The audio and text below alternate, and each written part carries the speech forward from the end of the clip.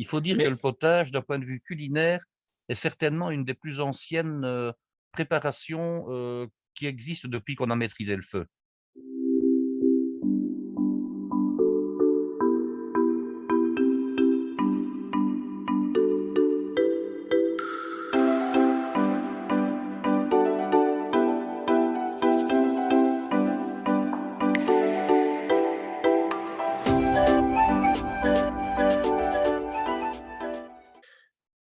mes amis de la fête de la gastronomie et du monde entier, bonsoir.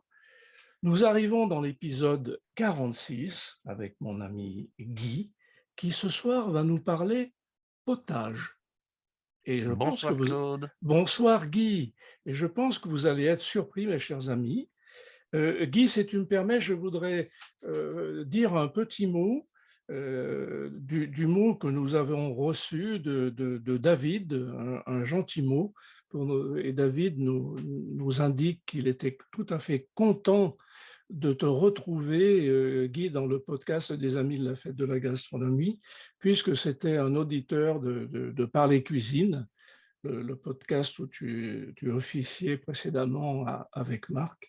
Et David est tout à fait vraiment ravi de t'écouter à nouveau et j'en profite pour espérer que d'autres anciens auditeurs, écouteurs de Parler Cuisine viennent écouter le Guy dans ses nombreuses recettes, dans ta philosophie de cuisine, dans les cours d'histoire et de géographie que tu nous donnes, de statistiques et d'économie aussi, toujours liés à la cuisine. C'est ça qui est intéressant. J'en profite pour te remercier, Guy. Eh Et bien, je, merci Claude, voilà. et je remercie David de nous avoir envoyé ce gentil mot. Et mes chers amis, n'hésitez pas également à nous faire part de vos commentaires et suggestions. Je rappelle mon mail, claudecara@gmail.com. Mon prénom et mon nom tout attaché est Cara, comme le bijou, C-A-R-A-T. Guy, veux-tu bien nous parler de potage? Je vais le faire immédiatement, mais avant, je vais quand même remercier David, puisque j'ai lu le mail que tu m'as transmis. Oui. Je dirais, comme je te l'expliquais, j'ai terminé 15 secondes avant de prendre contact avec toi. Donc, ça m'a fait grand plaisir. Donc, je l'ai lu vraiment très rapidement, mais je l'ai lu entièrement. Et alors, ben, si David nous écoute à un moment donné, et je pense qu'il va le faire, ben, je lui dis que j'accepte évidemment chaleureusement sa demande et que c'est avec plaisir que je le rencontrerai même éventuellement, puisque d'après ce qu'il dit, il habite en Belgique et ce n'est pas encore finalement trop loin pour pouvoir se voir et pouvoir échanger de manière beaucoup plus facile que par mail, hein, parce que bon, si c'était en France, évidemment que j'habitais dans le nord et lui, je dirais, du côté de Biarritz, ce sera un peu compliqué, mais la Belgique n'est pas un très grand pays et en plus la Wallonie est encore plus petite que la Belgique, donc on n'est jamais très loin les uns des autres. Donc Oui, absolument. si Et après alors, avoir repris contact avec David, il souhaite que nous nous rencontrions pour échanger, ce sera évidemment oui, avec beaucoup de et on plaisir. pourrait, puisque visiblement c'est un passionné de cuisine, on pourrait faire un épisode avec lui. Oui, Ce bien serait sûr, tout à fait, sympa et ce serait sympa. on pourrait engager d'ailleurs l'enregistrement d'épisodes avec des auditeurs qui nous feraient part de leurs envies, de leur histoire de la cuisine.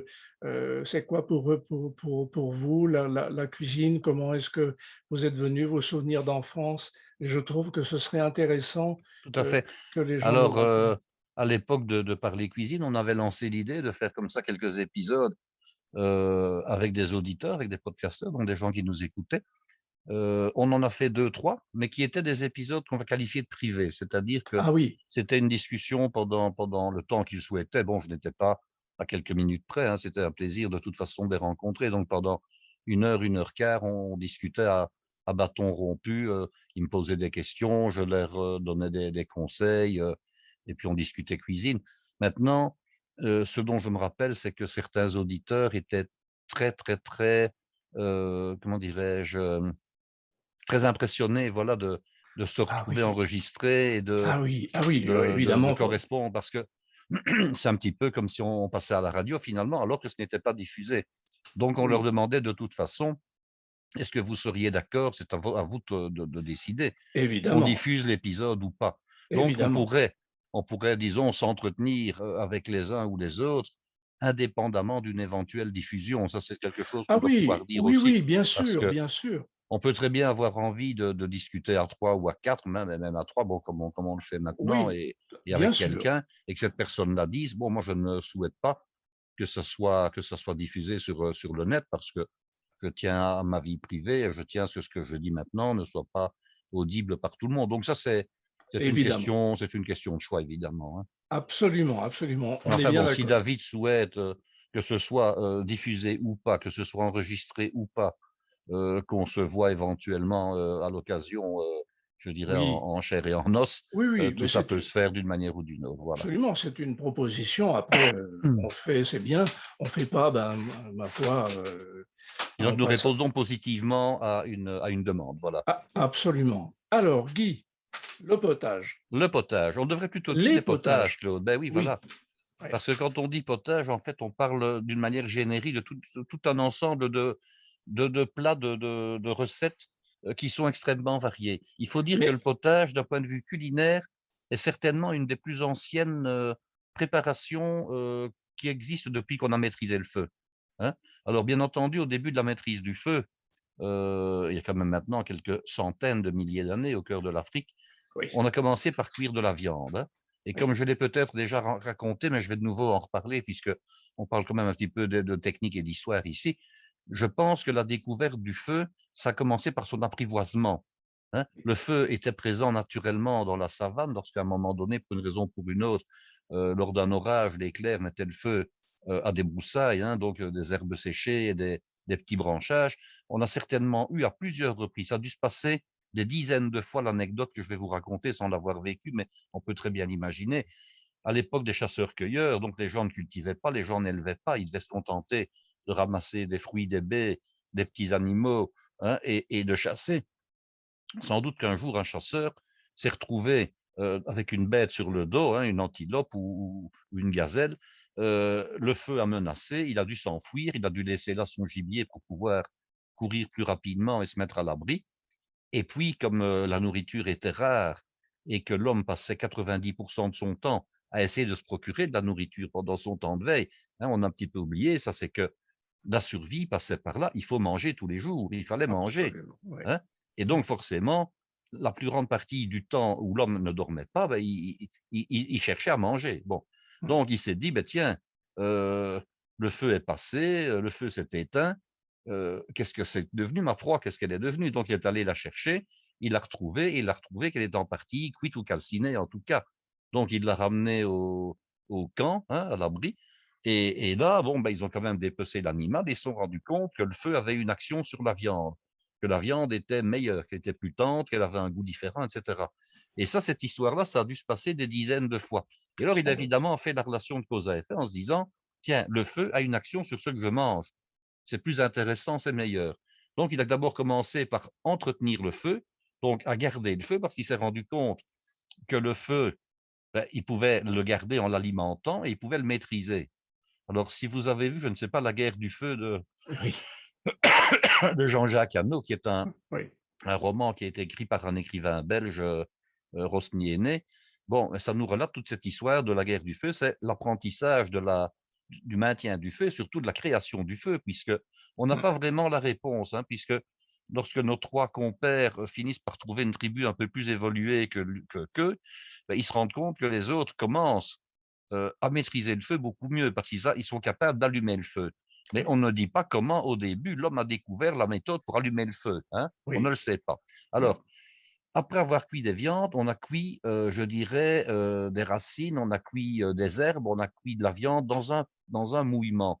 Mais la poterie n'existait pas encore et la métallurgie encore moins.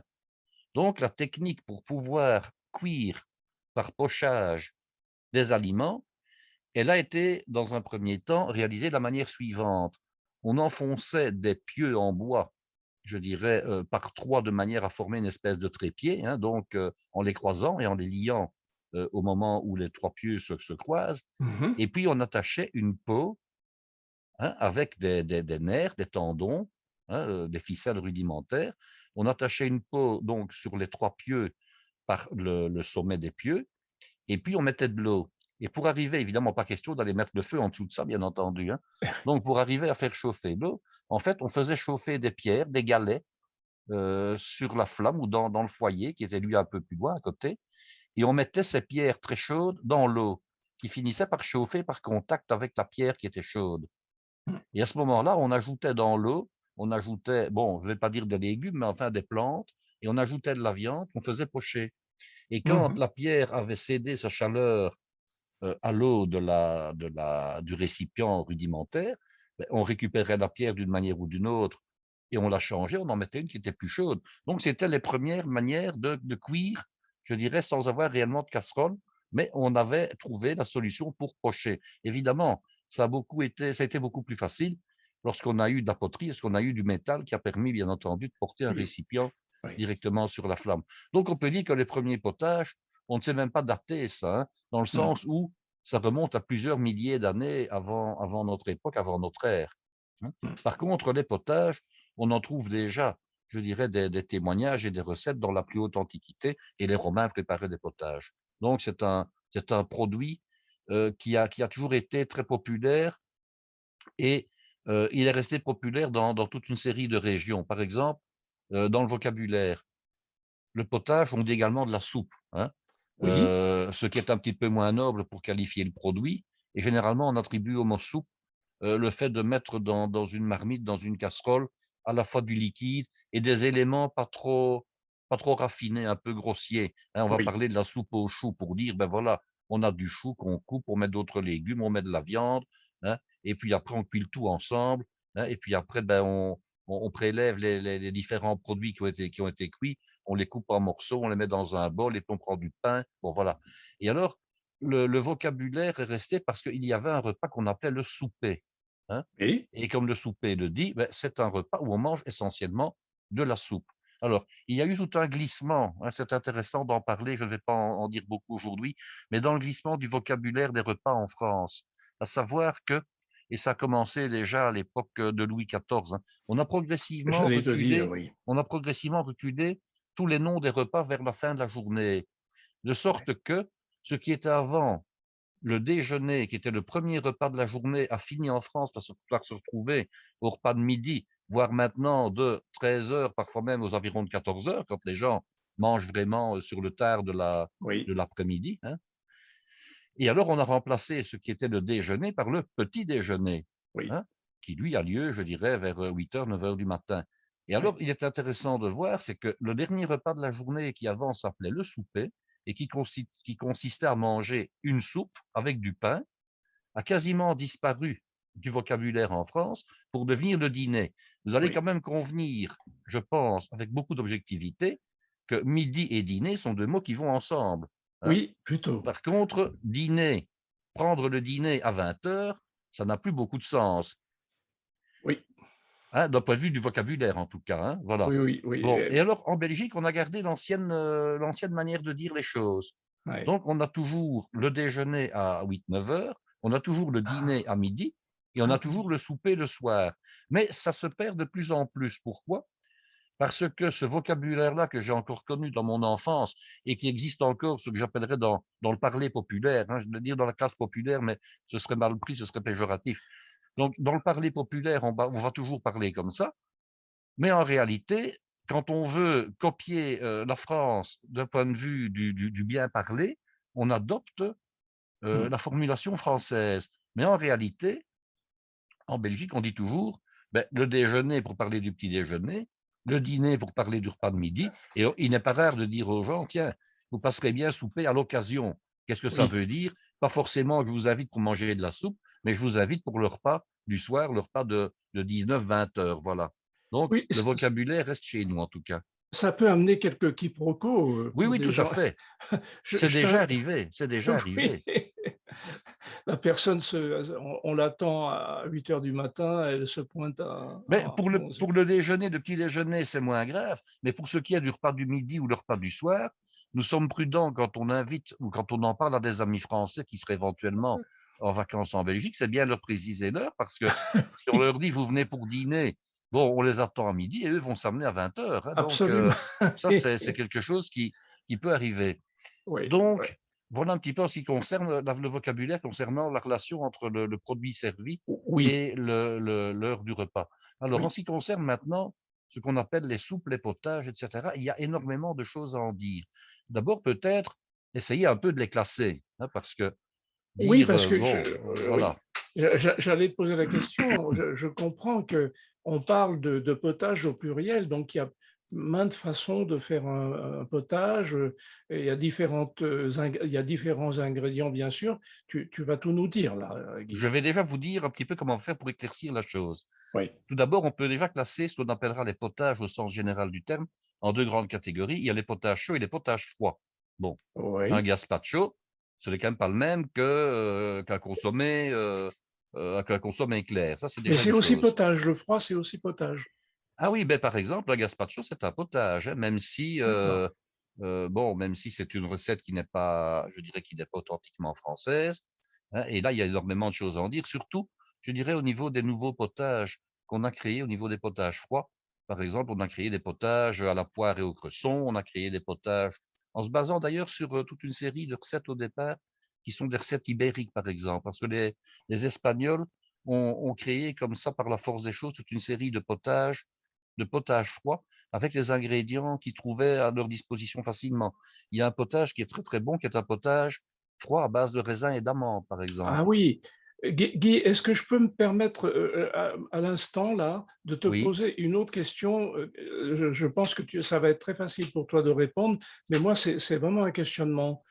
Comment est-ce qu'on intègre le potage dans une saisonnalité? Ah, alors, comment on l'intègre dans une saisonnalité? Eh bien, tout simplement, je pense, par l'utilisation des produits. Alors, en règle D'accord. générale, les potages, je dis bien en règle générale, hein, mais ça aurait peut-être été plus facile d'avoir l'autre explication parce que les deux se tiennent. Un potage peut être considéré quelquefois comme un repas complet. C'était Oui, d'ailleurs ce qu'il était à l'origine. Le oui, potage contenait à la fois des éléments d'origine végétale et des éléments d'origine animale. Hein. À l'origine, quand on faisait, comme les hommes préhistoriques le faisaient, cuire en même temps de la viande avec des herbes et des légumes, ben, il y avait les deux types de produits que je viens de citer. oui, Bon, donc ça c'est une chose. Alors, comme le potage était un plat qui se suffisait à lui-même et qu'on le prenait comme repas principal, on utilisait évidemment les ingrédients qu'on avait sous la main. Alors, mhm, dans nos régions, à l'époque où il n'y avait pas de congélateur et des choses comme ça, on avait une saisonnalité qui était marquée par des produits. Exemple tout simple, les potages de printemps, et je parle ici des potages qui sont plutôt des entrées plutôt que des plats complets, mais vont intégrer tout ce qu'on appelle les légumes primeurs. On va intégrer les asperges, par exemple, qui est vraiment le légume type du printemps. On va oui, intégrer, par exemple, les petits pois. Ben, les petits oui, pois, c'est sûr, ça pousse à la fin du printemps, début de l'été, ça ne oui, pousse pas au mois d'octobre. oui, Hein. Les laitues, par exemple, hein, qui commencent à pousser et à fructifier, je dirais, fin printemps, début été. Et mm, puis mm, l'été, nous avons tous les potages, je dirais, entre guillemets, à l'esprit méditerranéen, c'est-à-dire tous les potages qui contiennent des légumes d'été, les oui, poivrons, les tomates, les courgettes, les aubergines, tout ce qu'on associe, je dirais, à la belle saison. Et oui, lorsqu'on arrive après à l'automne, ben, nous avons à l'apparition de tous les potages qu'on aime prendre quand on commence à avoir un peu plus froid. Alors, ce sont oui, des potages avec essentiellement des produits des bois, comme les champignons, par exemple. Les oui, potages dans lesquels le gibier va entrer. Hein. oui, Et puis, nous avons les potages d'hiver. Et il faut reconnaître que le potage est quand même souvent un produit d'hiver pour une raison toute simple. C'est que le potage est très souvent un potage chaud et que prendre un potage chaud quand il fait 40 degrés à l'ombre, ce n'est pas oui, très judicieux. Hein. On ah prendra plus un oui, potage froid. Donc, ouais, l'hiver, on va avoir des potages aux légumes de conservation, c'est-à-dire les légumes racines, généralement, hein, les carottes qu'on a mis en conservation, les céleris raves, on a les potages comme ça, fin de l'automne, début de l'hiver, à base de cucurbitacées, comme les citrouilles, les potirons, les potimarrons, etc. Et alors, on a aussi les potages au poireau, hein, le poireau qui est vraiment le oui, légume roi de l'hiver, oui, qui est oui, un légume qui va se garder. Et puis, oui, comme ça, le cycle est bouclé. Et alors, tout à fait. naturellement, je dirais qu'il y a des potages qui sont associés à certains événements. Je vais prendre le cas des mariages. Hein. Les mariages ont souvent lieu au mois de mai, au mois de juin, en gros pendant l'été. Mhm. Hein. Et alors, au Mhm. mariage est associé une couleur qui est le blanc. On est d'accord, hein? Oui. Souvent, c'est le blanc. Eh bien, on retrouve quand il y a un potage dans un mariage, très souvent, soit un potage aux asperges quand c'est le mois de mai, début juin, un potage du baril qui est un potage à base de chou-fleur et qui lui est également un potage blanc, lorsqu'il s'agit d'un mariage qui a lieu l'été et qu'on a mis du potage au mariage, même si ça a tendance malgré tout à disparaître. Donc, vous voyez qu'il y a comme ça toute une série d'associations entre la saisonnalité, la couleur, l'occasion, l'événement. Il y a toujours comme ça toute une série de choses. Et par exemple, il y a un potage qui est un consommé clair, j'en reparlerai dans la classification, consommé qu'on peut donc garnir avec différents éléments. Et il y a entre autres un potage dont je me rappelle maintenant, dans lequel on met une quenelle qui est creuse et dans laquelle il y a un liquide, de nouveau donc du consommé, avec des paillettes d'or. Wow. Alors quand on ouvre la quenelle, hein, la quenelle se laisse répandre dans l'assiette son contenu et il y a des paillettes d'or dedans. Bon, Mon Dieu. je ne dis pas que c'est celui qu'on va faire le plus facilement, mais ce potage-là, on peut très bien l'associer aux noces d'or, par exemple. Bon, Par voilà, exemple, oui, oui, oui. exemple. Ah, je ne connaissais pas du tout cette recette-là. Oui, oui, oui. Bon, il y a, la cuisine regorge comme ça de choses assez particulières. Alors, je vais revenir donc à la classification. Je t'en Il y prie. avait les chauds, il y avait les froids. Je ne vais pas m'occuper des froids pour le moment, je ne vais parler que des chauds. Et Oui, là, il y a de nouveau plusieurs catégories. Il y a ce qu'on appelle des potages purés de base. Ce sont des potages généralement aux légumes et qui sont liés à la pomme de terre. La pomme de terre qui est, je dirais, le grand ingrédient phare des potages pour ce qui est de la liaison, hein. La oui, pomme de terre est de liant naturel. Et puis, vous avez quasiment les mêmes potages, mais qui se déclinent en version crème et velouté. Alors, oui, on utilise les mêmes produits, mais là, l'élément liant n'est plus la pomme de terre, c'est le roux, hein. Le oui. roux qui est donc un mélange de farine et de matière grasse, du beurre généralement. Alors, quand on dit une crème, c'est un potage qui normalement doit être absolument mouillé à base de lait. Et quand on dit un velouté, c'est un potage qui est mouillé à base d'un fond, comme le fond de volaille, pour prendre l'exemple le plus courant, hein, ou un Oui, fond blanc oui, éventuellement, mais généralement c'est un fond de volaille qui est plus fin. oui, Et alors vous avez encore des potages un peu plus spéciaux. Ce sont des potages souvent à base de poissons, de fruits de mer, de crustacés, comme les bisques et les coulis, oui, hein, qui eux peuvent être liés soit avec du riz rond qui est l'élément standard de liaison, soit également avec du roux. Voilà, hein. Alors je viens comme ça de parler des grands potages purés. Alors vous avez ce qu'on appelle les potages clairs. Alors dans les oui, potages clairs, vous avez les consommés, qui sont en fait des bouillons clarifiés, une ou deux fois. Alors on part d'un fond au départ, un fond de poisson, un fond de volaille généralement, un fond blanc, éventuellement un fond brun, ça existe, un fond de gibier, ça existe également. Et mhm, on va les clarifier en utilisant à la fois des légumes hachés menus, de la chair de l'animal considéré. Il est évident qu'un consommé de poisson ne va pas être clarifié avec de la viande de bœuf ou de la viande de veau, ça va de soi, oui, mais avec une chair de poisson. Ouais, même chose, un fond de volaille va plutôt être clarifié avec de la chair de volaille, un fond de bœuf avec de la chair de bœuf ou de la chair de veau, etc. Et puis, on y met des garnitures particulières, soit qu'on y rajoute des légumes, soit qu'on y rajoute comment on appellerait ça, euh, des mélanges de pâtes, ah oui, des abats, des petits flancs qu'on a cuits par ailleurs, des flancs aux œufs, etc. Donc, on y oui, ajoute des quenelles, on y ajoute plein de choses. Et alors, ils prennent toute une série d'appellations, je dirais, en fonction de la raison pour laquelle ils ont été créés, de la personne qu'ils veulent honorer, tout simplement, hein. Ce sont les mhm, consommés, hein. Par exemple, bon, on mhm. va dire le consommé Célestine, dont j'ai vu quand même que c'était apparemment une origine germanique, ben, il va contenir, par exemple, une julienne de crêpes aux fines herbes. Voilà, pour prendre cet exemple-là, tout Ah simple. oui, oui, Voilà. oui. Et Ah, alors, vous avez donc, après ces potages clairs, vous avez ce qu'on appellera les soupes, hein. Alors, les soupes, c'est un peu un endroit fourre-tout, on met un peu de tout. Par exemple, on a la soupe bonne femme. Alors, la soupe bonne femme, c'est un potage au poireau. Alors, comment réalise-t-on une soupe bonne femme? En gros, on taille des pommes de terre en dés, on taille du poireau, le blanc et le vert clair, qu'on va simplement émincer.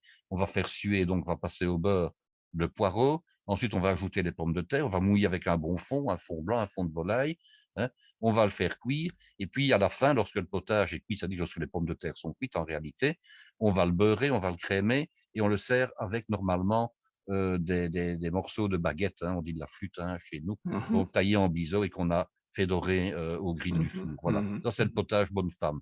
hein. Mmh. Et puis vous avez ce qu'on appelle les soupes, de type soupe à l'oignon lyonnaise, hein. Oui, Alors de nouveau, c'est un potage qui est mouillé avec un fond, hein, mais qu'on va gratiner à la fin, hein. Une fois que le potage a été cuit avec les oignons, on va le remettre dans une soupière et on va, ajouter, des croûtons, donc des morceaux de pain, qu'on a légèrement fait griller. On va mettre du fromage au-dessus. On va repasser ça au four ou à la salamandre pour gratiner le dessus. Voilà, soupe à mmh, l'oignon gratinée à la lyonnaise. mmh, Donc, vous voyez que la famille des potages, elle est vraiment très, très grande. Et alors autre chose que oui, je pourrais dire avant de terminer, c'est de dire que quasiment tous les plats, quand je dis quasiment, allez, n'exagérons pas, mais beaucoup de plats peuvent se décliner en potage. oui, Je m'explique. Il y a un potage russe qui s'appelle le bortsch, hein, oui, qui est un potage dans lequel il y a de la betterave rouge, c'est ce qui donne ouais, sa couleur extrêmement vive et il y a de la viande. Mais si ouais. vous voulez faire une carbonate flamande sous forme de potage, ben, vous pouvez évidemment, hein. Ah Alors ça oui, n'existe pas dans la réalité, mais vous pouvez transformer une carbonate flamande en potage tout simplement. En ouais, faisant quoi? En faisant un potage, on va qualifier donc de potage clair, un potage qui va ressembler un petit peu à un potage à l'oignon, hein, avec beaucoup d'oignons. Vous le mouillez avec une partie de bière, une partie de fond, et vous mettez en garniture des morceaux de viande que vous avez cuits en même temps, et vous avez les mêmes ingrédients que la carbonate flamande, tout simplement. Donc, ouais.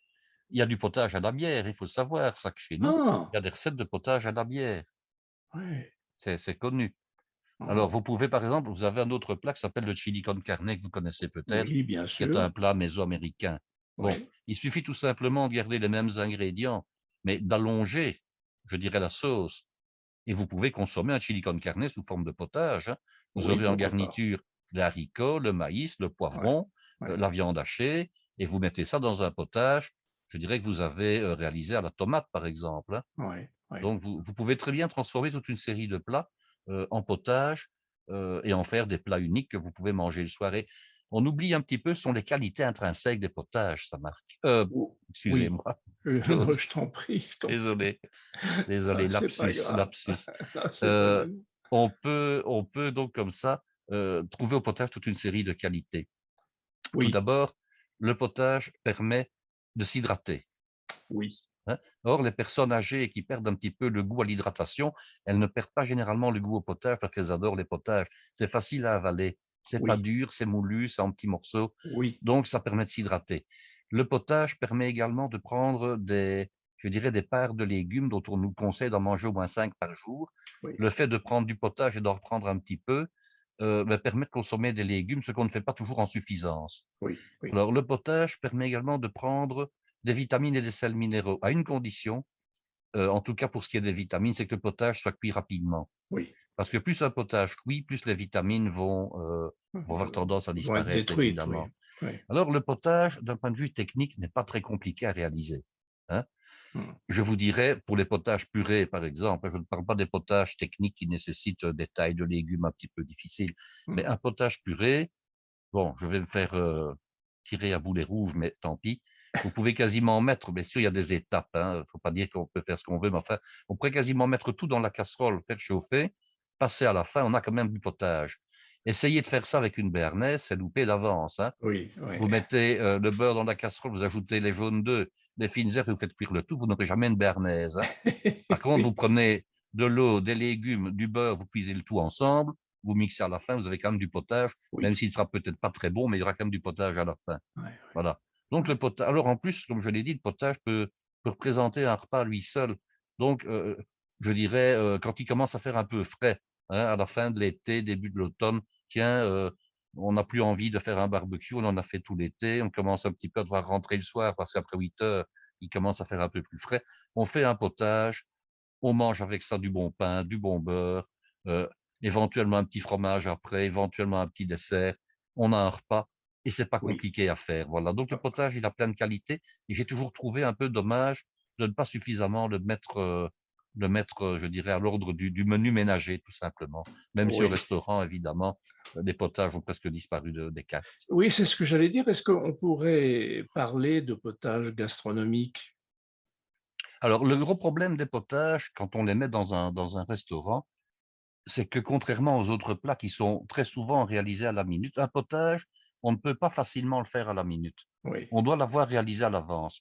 oui, Alors, en ce qui concerne un autre plat, on fait une mise en place avec des ingrédients qu'on cuisine au dernier moment. Le potage doit être fait à l'avance et pour qu'un potage soit bon, il doit être frais. On va Mmh. prendre le cas d'un potage vert. S'il est fait, qu'il est ensuite réchauffé une fois, voire 2 fois, il perd ce côté, cette fraîcheur qu'il avait et Oui, n'est plus aussi bon.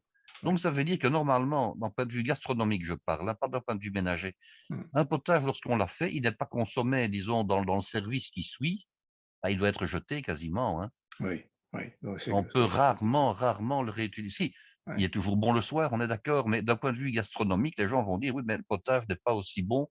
Un Ouais. potage au cerfeuil, pour prendre cet exemple-là, il n'est jamais aussi bon que lorsqu'on et un potage au cresson, c'est terrible, hein. Ouais. Lorsque le potage a été réchauffé, il devient plus gris, il devient plus terne et alors il Oui, a ce petit goût de manque de frais qu'il avait quand on vient de le réaliser, qu'on vient de mixer le cerfeuil dans le ouais, potage et qu'on le sert tout de suite. Alors ouais. c'est la raison pour laquelle les restaurants, ont supprimé les potages, ou alors bon, quand on est dans un établissement, je dirais, non gastronomique, on a le potage du jour, hein. Et alors Oui, il est oui, à la carte et on peut dire: «Bah, oui. tiens, aujourd'hui c'était le potage, bah, demain ce sera tel autre» et puis quand il y en a plus, il y en a plus comme on dit, hein. Oui, Voilà. absolument, On en absolument. réalise une casserole et puis, ben, bon, une marmite et puis, ça c'est le restaurateur en fonction de sa clientèle qui sait si, s'il peut en faire ou pas, hein. Vous avez Ouais. parfois des restaurants avec une clientèle d'habitués. Bon, j'ai travaillé dans un établissement comme ça il y a très, très longtemps. Ben le menu du jour pour les gens qui venaient manger quasiment tous les jours, ben c'était potage et puis le plat et un petit dessert. Bon, et ils Ouais. prenaient le potage tous les jours parce que, ben, tel jour c'était telle sorte et puis le lendemain c'était un autre, hein. Alors ils Ouais. étaient toujours, je me rappelle, très, très avides de découvrir quel était le potage du jour en fait. Ah oui, ah C'était oui. vraiment un peu la surprise quoi, hein, Oui. potage du jour, bon, on ne sait jamais trop à l'avance ce que c'est. Ah ben aujourd'hui c'est un potage aux carottes ou c'est un potage, aux épinards, ou c'est un potage aux navets, ou c'est un potage aux asperges.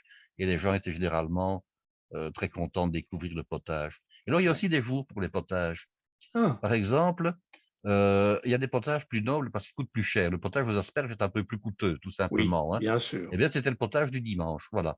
Ah La oui. crème d'asperges ou le velouté aux asperges, c'était le potage du dimanche, plus que le potage du mercredi, par exemple. Voilà. Ouais, ouais.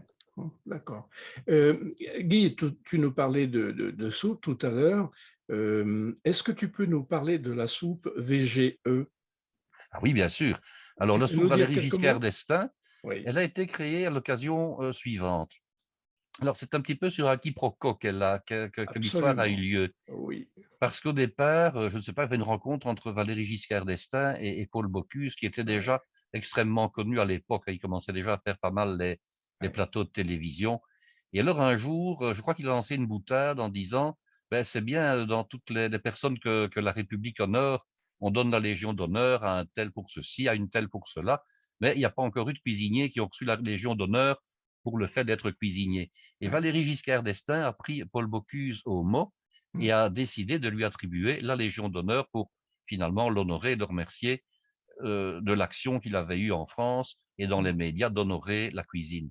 Alors évidemment, c'est un petit peu une arme à double tranchant parce que le jour de la remise de la fameuse Légion d'honneur, ben, c'était l'honoré qui devait recevoir et s'occuper des festivités, hein, ce qui est rarement le cas quand on honore un écrivain.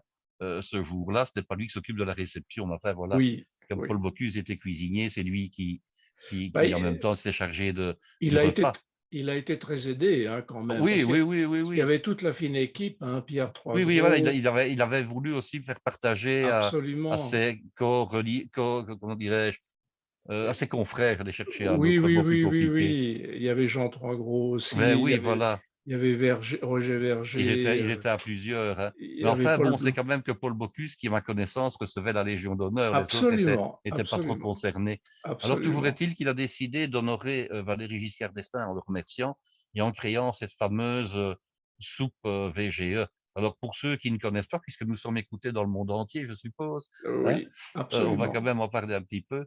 Donc, Oui, cette fameuse soupe, en quoi consistait-elle? Eh bien, au départ, on a un consommé clair, donc un fond qui a été clarifié, qui a été bonifié en goût par la clarification, qui va être servi dans un petit bol qu'on appelle le bol tête de lion, la soupière tête de lion, qui est une mini soupière individuelle. Et alors, dans la fameuse soupière, on ajoute toute une série de garnitures, entre autres une brunoise de légumes, c'est-à-dire des petits cubes de légumes, hein, entre autres de la carotte, du céleri et des choses comme ça. il y a des dés de foie gras si mes souvenirs sont bons, et il y a des lames de truffe, hein. Alors, Voilà. au-dessus de tout ça, on met une pâte feuilletée, on appelle ça lutter, le récipient, c'est-à-dire le fermer de manière hermétique. Alors pour ça, bien bon, c'est une soupe qu'on a déjà réalisée pas mal de fois quand j'étais à l'école, hein, Mmh. des soupes Mmh. comme des soupières lutter comme ça. Donc on découpe une abaisse de pâte feuilletée de taille, légèrement supérieure à celle donc du diamètre du récipient. Oui. On va prendre de l'œuf, on va badigeonner le dessus de la soupière au pinceau de manière à ce que la pâte feuilletée adhère convenablement, au récipient, et Mmh. on va donc placer cette pâte feuilletée sur le dessus, sur l'ouverture du récipient, et on va également dorer la pâte feuilletée de manière à ce qu'elle puisse faire une jolie croûte une fois qu'elle sera dans le four. Et alors le fait de cuire la soupière, une vingtaine de minutes au four va faire que le potage va se réchauffer. Alors on va là, je dirais tout simplement appliquer un petit peu de physique. Le potage va chauffer, il y a de la vapeur qui va être produite, la vapeur va occuper un volume qui va faire gonfler la pâte feuilletée, et c'est comme ça qu'on a une soupière bombée qui est présentée au client et qui est donc découpée par chaque convive. Et c'est la raison pour laquelle, pour manger ce potage, on a à la fois une cuillère à entremets en principe, et une fourchette qui sert, je dirais, à maintenir la pâte feuilletée et permettre de la découper plus facilement. Oui, Là, c'est la fameuse soupe Valéry Giscard d'Estaing oui, oui, oui. qu'ont réalisé Bocuse et ses collaborateurs ce Mmh. jour-là. Tout à fait. On parlait de Louis XIV tout à l'heure aussi par rapport au souper. Est-ce que tu peux dire quelque chose sur le souper du roi? Oui, bien sûr. Alors, je suis allé visiter à l'époque, au château de Versailles, il y a eu, je parle il y a au moins une vingtaine d'années, hein, une exposition particulière sur le souper à l'époque du roi Soleil. Et Ah, alors, on avait lors de l'exposition toute une série d'explications et d'informations sur la manière dont le souper se présentait, et surtout sur ce qu'il y avait à table. Alors, il faut savoir que le souper à l'époque de Louis XIV faisait partie d'un décorum extraordinaire. Il y avait le grand souper, le petit souper, enfin, selon les circonstances, hein. Euh, alors, le grand souper réunissait toute une série de gens, tandis que le petit était beaucoup plus intime. C'est le souper qu'il a pris plutôt à la fin de sa vie. Mais à mmh, l'époque, disons, la plus fastueuse du règne, le souper du roi était un spectacle, je dirais, que les courtisans auxquels les courtisans se devaient d'assister, mmh. aussi bien que le lever du roi, le petit lever, le grand lever, et même, je dirais, la séance popo, hein. Tout le monde devait assister à ce que Oui, le roi faisait toute la journée. C'était même un honneur que de lui tendre, hein, je dirais, quasiment sa serviette, hein.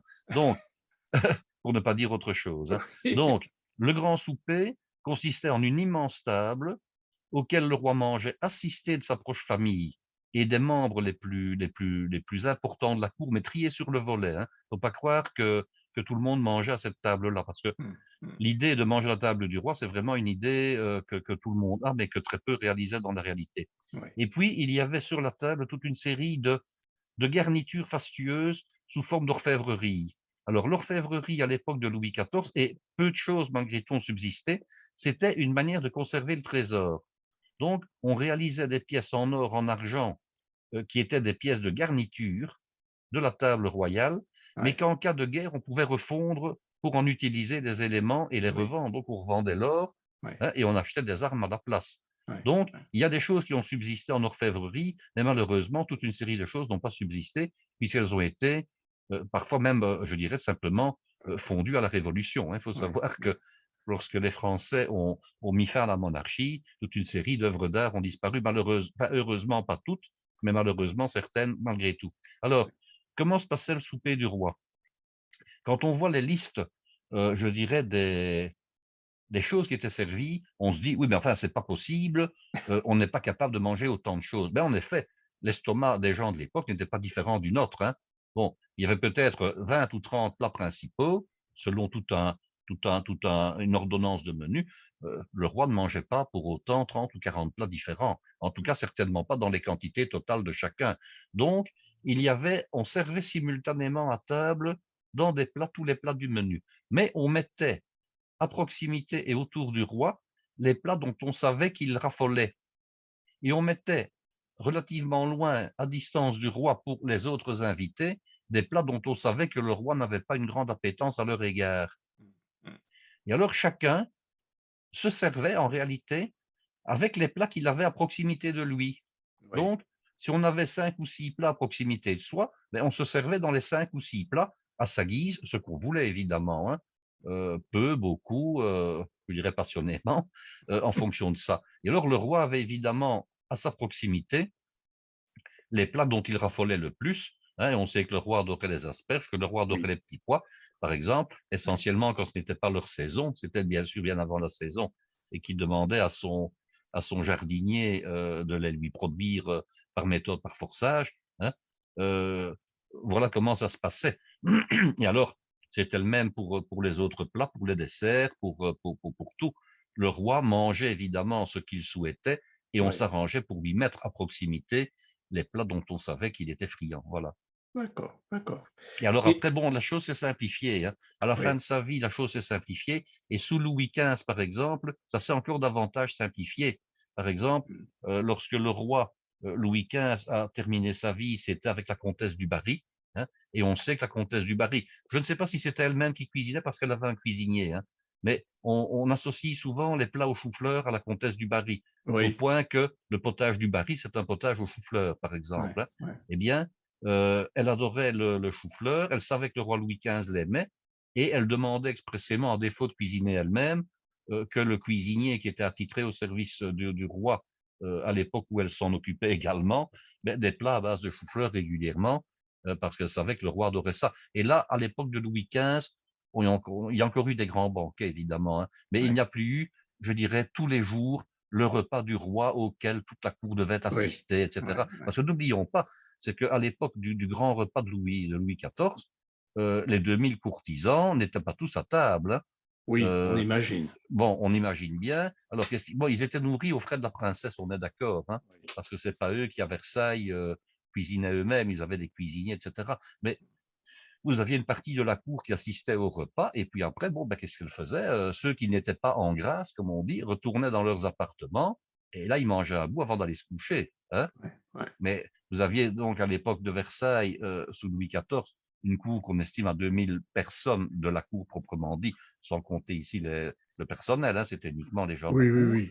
Ouais, Mais tout le monde n'était pas en grâce du roi, évidemment. Tout le monde ouais. n'était pas dans la proximité, dans le premier cercle du roi. C'était d'abord sa famille, ensuite c'était les courtisans, disons, de premier rang, et puis de second rang. Et seuls les courtisans de premier rang, je dirais, et de second rang, avaient globalement obligation d'assister à tout ce que le roi faisait. Ne pas Mmh. y être pouvait mener à la disgrâce assez rapidement, hein. Quand le Oui. roi n'avait plus vu tel ou tel courtisan pendant quelques jours, tiens, un tel est passé, ne souhaiterait-il plus ma présence et vous tombiez en disgrâce, hein. C'était vraiment un système que le roi avait mis au point pour rester, je dirais, lui, le roi soleil et les autres à Absolument. sa botte, bien entendu, hein. Vous régnez. Alors Guy, je voudrais revenir sur, quelque chose. Tout à l'heure, tu parlais de potage, ibérique. Alors, les potages ibériques, oui. Donc, il en existe toute une série, dont le fameux gazpacho, qu'on décline, je dirais surtout l'été, parce que c'est vraiment un potage très, très agréable, qui est au départ un potage, on va dire, rural, qui est un potage campagnard. Ah oui. Donc, lorsque les ouvriers agricoles ou les paysans, au sens noble du terme, se rendaient dans leurs champs, ben, ils partaient avec quelques ingrédients. Ils partaient avec quoi? Ils partaient avec de l'ail, ils partaient avec de l'oignon, ils partaient avec de l'eau dans je dirais, dans des amphores un peu spéciales qui étaient légèrement poreuses. Et alors, ces amphores permettaient une transpiration de l'eau, une perspiration au travers des pores de l'amphore. Et Mmh. lorsque l'eau arrivait à la surface de l'amphore, elle s'évaporait. Et comme Ah on le oui. sait, c'est une réaction physique. Lorsqu'il y a évaporation, il y a refroidissement. Donc, ça permettait de garder l'eau dans un état de fraîcheur relatif. Donc, Ouais. une fois le midi arrivé, qu'est-ce qu'on faisait? On mettait tremper de l'oignon qu'on coupait un petit peu, je dirais un petit peu grossièrement. On mettait du concombre, on mettait de la tomate quand les tomates ont commencé à, je dirais, à, pas dire à exister, mais à se répandre dans la cuisine. On mettait du vinaigre pour rafraîchir la chose parce que on retombait là dans l'ancienne posca romaine d'une certaine manière, hein. Oui. Les Romains buvaient de l'eau vinaigrée, qui était simplement du vin aigri, hein, faut pas dire autre chose. Au départ, bon, le vin ne se conservait pas bien, hein, tant que Pasteur n'a pas mis son nez dans la chose et découvert l'importance des levures et l'importance, je dirais, des bactéries. Donc, ben, le vin surissait chaque année ou presque. Donc, le vin tournait en vinaigre et ce vin aigri, on ne le jetait pas. Mais comme il était désagréable à boire, on l'allongeait à l'eau. Ça, c'était à l'époque des Romains. OK? Mmh. Et puis, Les Espagnols, ben, ont continué un petit peu à avoir une boisson rafraîchissante et relativement nourrissante qu'ils consommaient au champ l'été. C'était le fameux gazpacho, donc c'est ce mélange Ah d'eau, oui. de légumes, d'ail et de vinaigre, hein, et le tout Mhm. épaissi par du pain qui était sec au départ, parce que le pain, je dirais, ça sèche très vite, surtout quand il fait chaud. Donc on mettait du pain sec, c'était une manière d'utiliser du pain qui était moins agréable à manger. C'est ça la Oui, naissance du gazpacho. ouais. D'accord, très bien. Et puis, vous avez des recettes plus particulières. Là, c'est en Andalousie, entre autres, où on utilise non pas ces ingrédients-là, mais des amandes, hein, des amandes blanches qu'on a émondées, qu'on a cuit, bien entendu, qui sont pilées. Et alors, on ajoute de l'eau, on ajoute des raisins, et on a un potage sous une autre forme. Et Ouais. alors, je vais encore vous parler d'un potage de mon enfance, c'est un potage flamand. Ah, ah. Alors, c'est un potage au lait battu. Je pense que j'en avais parlé lorsqu'on a parlé du fromage, hein, mais je C'est vais quand même le rappeler. possible. Oui. Oui, on prend donc c'est un potage qu'on réalisait le lundi. Bon, mes parents avaient une ferme et mes grands-parents du côté paternel étaient flamands. Donc ce n'est pas une recette au départ, wallonne, c'était une recette flamande. Alors quand on fait, le beurre, on a un résidu qui s'appelle, le lait battu. Oui, le petit lait, ouais. Le petit lait, oui. Donc Oui, c'est, je dirais un liquide un peu verdâtre comme ça, ouais, qui est le résultat du barattage de la crème. Alors, ouais. comme la crème contient 35 à 40 de matière grasse, cette matière grasse-là, augmentée de quelques pourcents d'eau, va devenir le beurre, hein, et le restant s'écoule par la bonde de la baratteuse, quand on fait ça avec une machine, de la baratte plutôt, Mhm. s'écoule et on le récupère. Alors bon, plusieurs possibilités. Soit on le donne au cochon, soit on en fait du fromage. Alors pour faire du fromage, on fait cuire ce babeur, hein, c'est l'autre nom du lait Oui. battu. On fait cuire ce babeur dans un récipient sur le feu. Les protéines qu'il contient vont coaguler, elles vont former une masse qui va remonter, et puis après, avec une écumoire, on retire délicatement ce fromage que l'on met dans une étamine, et on a ce qu'on appelle un fromage au lait battu qui est délicieux. Alors, on s'est rendu compte que lorsqu'on mélangeait sans arrêter, même pas 2 secondes, hein, quand on mélangeait sans arrêter du lait battu qu'on faisait cuire, la coagulation faisait que il y avait une coagulation dans la masse, mais non pas une coagulation qui se rassemblait au-dessus. Ah oui. Donc on avait un léger épaississement du liquide, hein, qui cuisait et qui coagulait dans toute la masse. Donc le liquide qui était au départ translucide et légèrement verdâtre devenait, je dirais, blanc un peu grisâtre, un peu ocre éventuellement, hein. Et alors ce potage, il y avait 2 manières de le consommer, soit de salé, soit de sucré. Et alors la Ah, manière la plus habituelle où on le consommait, c'était d'ajouter, pour épaissir un tout petit peu, ce qu'on appelle des alphabets. Ce sont des petites lettres en oui, forme, donc des oui, pâtes en forme de toutes petites lettres, hein. oui, Donc à oui. la fin de la cuisson, on mettait comme ça des lettres dans le potage, ce qui donnait une petite consistance. On pouvait mettre également des cheveux d'ange ou des vermicelles, hein, donc on mettait ça Ouais, ici. ouais, ouais. Éventuellement des petites pâtes, comme ce que nous on appelle les cornettes, mais que vous appelez peut-être, comment vous appelez ça en France? Des coquillettes, je pense, hein. Oui, des Donc papillons, non, des coquillettes plutôt. Ce coquillettes. sont Ah ces, oui, ces petits coquillettes, tubes, oui. ces petits tubes un peu courbés qui Oui, oui, oui, font 1 centimètre de long et qui sont absolument. légèrement arrondis. Oui, Donc on oui, mettait éventuellement des coquillettes. Et oui. alors on agrémentait ce potage-là dans son assiette avec de la cassonade. Hmm, Ah oui, c'était vraiment la manière de consommer, hein, avec de la cassonade. Alors ouais, c'est un potage qu'on aimait beaucoup manger l'été parce que il était malgré tout rafraîchissant. ouais. Et en plus, D'accord. on pouvait le boire froid après si on le souhaitait. Oui. Pour revenir un petit peu sur cette notion de babeur et de petit lait, alors là, je remonte, je descends en Normandie, le lait ribot, Mais je me demande si le lait ribot, ce n'est pas il me la même semble, chose finalement, il hein. me Le lait semble que ribot, c'est la c'est même chose. c'est la même chose pour moi. C'est une autre manière Tout de à dire les fait, choses, hein, le lait tout à ribot. fait, tout à fait. C'est un déplacement de région. Guy, est-ce que dans cet épisode-ci, tu nous parles de la crème d'émeraude? Je vais vous parler de la crème d'émeraude. Alors, la crème d'émeraude est un potage qu'on va qualifier de nouvelle cuisine. Bon, donc la nouvelle cuisine, elle date de 1976, hein, au départ, c'est Ouais, quand même pas récent, hein. ouais. Et alors, je ne sais plus vous dire quel est le chef. J'aurais envie de dire que c'est soit Chapelle, soit, comment dirais-je moi, euh, le chef qui s'occupait des émissions sur France 3. Raymond Comment est-ce qu'il Olivet? s'appelle? Ah non, non, c'était avant, qui est décédé, qui avait beaucoup d'établissements, Joël Robuchon. Joël Voilà. Robuchon. Oui. C'est un de ces chefs-là qui a créé la crème d'émeraude. Ah Alors bon, oui, dans les écoles hôtelières, à une époque, dans les programmes, il fallait voir toute une série de potages. Il fallait voir les potages purés. Là, ça, c'était un potage qu'on voyait donc au deuxième degré, donc en quatrième, troisième, quatrième année du secondaire. Et puis, lorsque les élèves arrivaient au troisième degré, il fallait voir les potages spéciaux. Alors, on voyait les bisques, on voyait les coulis, on voyait les crèmes, les veloutés. Et alors, il fallait voir aussi ce qu'on appellerait un potage nouvelle cuisine. Et alors, la ouais, crème d'émeraude est un potage très frais comme ça, qui se pratique surtout l'été. Et alors, il y a deux versions. Il y a une version à la courgette et une autre au concombre, et je vais vous donner les deux versions. ah oui, Alors, il faut très très peu d'ingrédients, hein. Il faut des courgettes. Alors, je vous donne les proportions pour 4 couverts, comme ça vous avez une idée de ce qu'on met, hein. oui, Donc, si vous prenez de la courgette, je vous conseille, c'est de prendre 2 courgettes plus petites. Et je rappelle que les courgettes ont leur qualité essentielle lorsqu'elles ne sont pas trop grosses. Donc, d'accord, une courgette, pour moi, doit avoir un maximum d'un diamètre de 4 centimètres et demi, pas plus, oui, et être bien verte, la plus verte possible.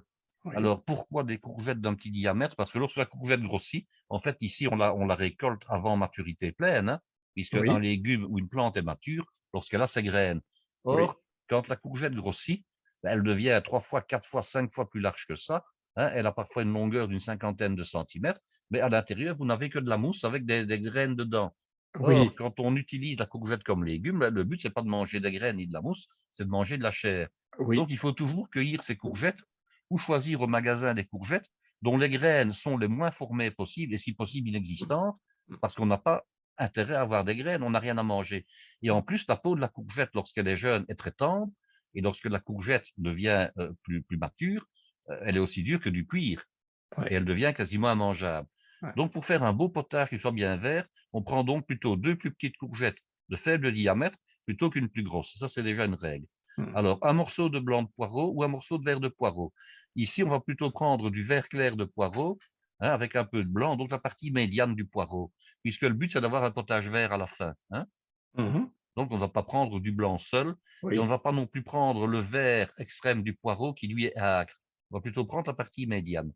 Alors, du fond, hein, un fond de pois, bien un fond de volaille, c'est ce qu'il y a de meilleur, éventuellement un fond blanc de veau. Si vous n'en avez pas sous la main, de l'eau et du bouillon cube, ça marche très bien, bien entendu. Il nous faut de la crème également, quelques pluches de cerfeuil. Voilà. Alors, on peut mmh, également ajouter un petit oignon, sans problème, un petit oignon. Ce mmh, n'est pas mmh, compliqué. Qu'est-ce qu'on va faire? On va d'abord laver ses légumes, on va couper le bout des courgettes. Et alors, une petite précaution qu'on va faire, c'est de garder un tout petit peu de, non pas d'épluchure, mais de chair extérieure de la courgette pour faire quelques petits losanges qu'on va détailler oui, de manière à ouais, avoir la garniture finale du potage, puisque c'est une oui, crème d'émeraude, hein. oui, Alors, le restant des légumes, vous les émincez finement, le plus finement possible. Donc, à savoir la courgette, à savoir le vert clair de poireau et à savoir l'oignon si vous en mettez. Un petit peu mmh, de beurre dans votre faitout, vous faites mousser le beurre, vous ajoutez vos légumes, et vous faites suer. Je rappelle que faire suer, c'est faire exprimer hors du légume, je dirais, de l'humidité qu'il contient. Et alors, on a dans le cas de la, comment dirais-je, le fait de faire suer, il y a une toute légère, je dirais, caramélisation sans coloration. oui, Faire suer, ouais, ce n'est pas caraméliser le légume, hein, oui, mais le fait de le faire suer à couvert, comme dans un sauna, finalement, mmh, va exprimer, va magnifier le goût du légume. Si vous ne faites pas suer les légumes dans le cas d'un potage puré, vous allez avoir un légume qui sera un potage qui sera, je dirais, moins goûteux, tout oui, simplement. oui, oui, Donc, vous faites suer vos légumes 4 5 minutes, vous mélangez de temps en temps pour éviter que ça ne brûle. Quand on fait suer, on diminue l'intensité de son feu de manière à ce qu'il n'y ait pas ce risque justement de caramélisation. Et après 4 5 minutes, on va mouiller. Alors, on considère généralement que pour mouiller un potage de 4 personnes, on mouille avec un bon litre de liquide, pas plus. oui, Et puis, vous allez mettre le bouillon cube, si vous n'avez pas mis du fond au départ, à raison de 2 cubes, puisqu'un cube de bouillon standard, c'est toujours pour un demi-litre. Donc voilà, 2 cubes de bouillon. Vous mettez éventuellement un bouquet garni, mais ce n'est pas une obligation, parce que le bouquet garni aura plutôt tendance à dénaturer le oui, goût de votre potage. oui, Donc ce n'est pas ce qu'on conseillera de mmh, prime abord. mmh, Et vous allez amener le potage à ébullition. Alors, dès que vous êtes à ébullition, vous réduisez. Le potage se cuit toujours à frémissement. mmh, Alors, durée de cuisson du potage, anciennement, on cuisait un potage pendant une demi-heure. C'était la meilleure manière d'avoir un potage qui a un mauvais goût, hein, et qui perd sa couleur. Un bon potage, lorsque les légumes sont taillés très finement, et dans ce cas-ci, de la courgette, de l'oignon et du poireau, si c'est taillé finement, c'est cuit en 6-7 minutes Oui, maximum. oui, Et ça vous ouais. permet de garder une belle couleur et surtout de garder les vitamines et les sels Et oui, minéraux sans ouais, qu'ils ne soient trop détruits. ouais, Alors, le potage, vous le mixez, hein, avec l'idéal, c'est d'avoir ce qu'on appelle un mixeur bocal, donc le mixeur qui oui, tourne très très vite à 30 000 tours minute, hein. ouais, Bon, quand ouais, on n'en a pas, on prend tout simplement son passe-potage électrique. Par ouais. contre, la manière de faire en France, qui est parfois de mouliner les légumes avec je dirais, un passe-vite à la main, euh, ça ne donne pas un bon résultat pour ce genre de potage, Oui, parce qu'on a ouais, on a une mouture qui est trop grossière en fait, hein. ouais, ouais. Donc il faut vraiment passer qu'un un mixeur électrique. Mhm. Donc vous D'accord. mixez, vous rectifiez Mhm, la consistance et l'assaisonnement. mhm. Alors, on rectifie quoi d'abord? Consistance ou assaisonnement? Euh, oui, je sais pas, au goût de chacun. Pardon? Non, non, non, Non, non. pas du tout. Bon. Techniquement, il y a une manière de faire qui le Ah, justifie. bon. Bon, Explique, imaginons, explique. vous allez d'abord rectifier l'assaisonnement, et puis vous vous Ouais. rendez compte que le potage est trop épais, vous rajoutez du liquide. Oui, non, mais Ben, vous d'accord. devez de nouveau Donc, rectifier. oui, oui, oui. Donc, tu as raison. Donc, C'est on rectifie toujours la la consistance consistance. et Oui, l'assaisonnement en dernier lieu, oui, oui, hein. oui, oui. Donc, on rectifie la consistance et l'assaisonnement. Oui. Alors, question, est-ce qu'on met du poivre dans un potage vert? C'est dommage. Moi, je trouve que c'est dommage. Est-ce qu'on en met dans un potage coloré, blanc ou rouge? Euh, je ne sais pas. Ben oui. Alors, pourquoi? Il y a une raison, hein. De nouveau, une raison technique, c'est que le poireau, surtout quand on utilise le verre du poireau, est un légume qui est âcre, qui pique. Ouais. Donc, on ne rajoute pas du piquant dans un potage qui pique déjà suffisamment naturellement au départ. Donc, en principe, dans un potage, bon, c'est une règle un peu classique, mais qui avait une justification quand on utilisait essentiellement les parties sommitales du verre de poireau, en fait, hein, qui Oui, étaient beaucoup plus oui, piquants. Donc, on ne oui. rajoutait pas du piquant au piquant. Voilà la Oui, raison. d'accord, d'accord, d'accord, Donc, en d'accord. principe et classiquement, on ne poivre pas un potage vert Ouais, normalement. Je ouais. dis bien normalement, hein, parce qu'on Oui, peut parce qu'on sortir de la règle, hein. on a Mais des poivres qui sont vraiment très, très bien avec bien sûr, de belles. mais je vous donne la règle classique ici, Oui, telle qu'on d'accord. l'apprend aux élèves. Ouais, On ne poivre pas un potage vert, même si je dis qu'on peut sortir de la règle, étant donné ouais, que dans ce cas-ci, on n'utilisera pas non plus le vert le plus ouais, poivré du poireau, hein. ouais. Donc, on Ouais. rectifie l'assaisonnement, hein, et on crème, tout simplement. Alors, on le D'accord. sert en ajoutant quelques pluches de cerfeuil qu'on avait donc par ailleurs nettoyées donc pendant que le potage cuisait. Ça, c'est le Ouais. potage. Alors, vous allez me dire, oui, mais la garniture là-dedans, qu'est-ce qu'on en fait? Qu'est-ce qu'elle est? Eh bien, les petits losanges qu'on avait découpés, mieux éventuellement, on peut même en faire quasiment des émeraudes, hein. Alors, pour faire des émeraudes, c'est pas compliqué. Ce sont des losanges dont on coupe les points, tout simplement, hein. Oui, oui, Ce oui. sont des émeraudes. Mais on les fait tout simplement blanchir dans un peu d'eau salée et on les met en garniture pour avoir ces espèces de petites, allez, il en faut 2 ou 3 par assiette, pas plus, hein. D'accord, Et d'accord. alors, on peut le réaliser, ce potage qu'on appelle une crème d'émeraude. Alors, je dis bien une crème parce que le potage est crémé, mais en réalité, pour qu'il soit pleinement appelé crème, on aurait dû mouiller ce potage avec du lait. Oui. Alors, pourquoi ne le fait-on pas? Parce que le but, c'est d'avoir un potage le plus vert possible à la base. Ah oui, oui. Donc, si on avait mouillé entièrement au lait, on aurait eu un potage qui était vraiment vert très clair. Donc, on le mouille avec un fond et ensuite, on le crème à la fin pour avoir une petite trace de blanc dans le potage, Ouais, tout ouais. simplement. Alors ça, c'est une version. Alors l'autre version, ben, c'est de la réaliser au concombre, hein, tout simplement. Ah oui, On utilise à ce moment-là un gros concombre vert plutôt que deux courgettes. On utilise la peau également, hein. Donc on ne oui. va pas enlever la peau, on va l'utiliser et c'est elle Ouais, qui va donner la couleur au potage. Ce qu'on peut toujours faire, alors on utilise l'intérieur, on utilise des pépins, on utilise tout. Et ouais. alors ce qu'on fait, lorsque le potage est mixé dans un cas comme dans l'autre, on peut le passer également au chinois, soit au tamis à bouillon avec des mailles un petit peu plus larges, soit au chinois plus fin. Jamais au chinois mousseline, hein, parce que le chinois mousseline, c'est un chinois pour la sauce qui, lui, va quasiment tout retenir. Donc, on Oui, passe oui, dans oui. un chinois gros trou ou dans tout simplement le tamis à bouillon traditionnel. Alors, vous Ouais. allez me dire, mais bon, c'est bien, vous avez parlé de rectifier la consistance en rajoutant du liquide, Et si maintenant le potage n'était pas suffisamment épais, comment fait-on? S'il n'est pas suffisamment épais, Oui, dans ce cas-ci, comment va-t-on rectifier? eh bien, on fait évaporer. Ah non, non, non, non, non, Non, parce que si on fait évaporer, on va le ça faire va cuire surcuire, il trop, va oui. perdre son goût de Oui, oui, on fraîcheur. su on surcuit. Non, Eh on bien, non. on rajoute, une pomme de terre, Mais non, parce que il va falloir de nouveau cuire pendant 20 minutes.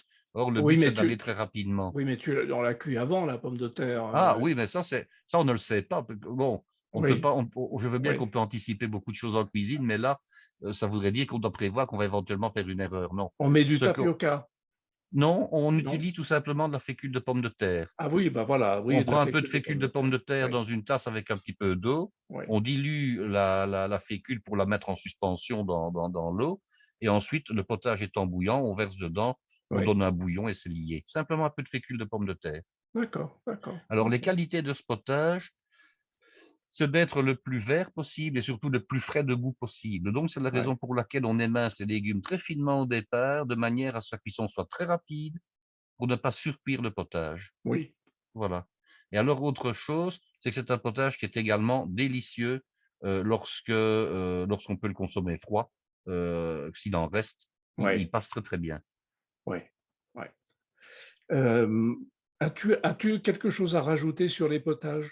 En tout cas, pas sur ceux-ci. Ah bon, bon d'accord, d'accord, Sur d'accord. les autres, j'aurais énormément à en dire, mais sur la crème d'émeraude ou le velouté d'émeraude, si on préfère Bon, l'appeler comme bon, ça. Alors, heu, je signale aussi qu'on peut, si on le souhaite, mélanger les 2 légumes, hein.